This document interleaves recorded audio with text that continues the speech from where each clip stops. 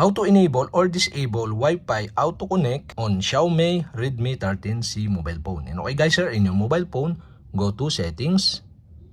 In settings, go to Wi-Fi. Here in Wi-Fi, okay. So for my example, I enable or disable the auto connect of this Wi-Fi network. So okay, to do that, you'll have to do is tap the arrow right icon on the right side of this Wi-Fi network.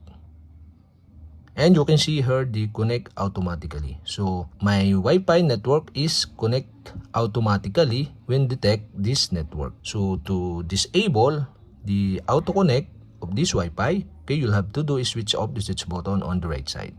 And that's it. Okay, we have successfully disabled. And to enable again the auto connect, okay, you'll have to do is switch on the switch button on the right side. And okay guys, we have successfully enabled or disabled auto connect to Wi-Fi on Xiaomi Redmi 13C mobile phone.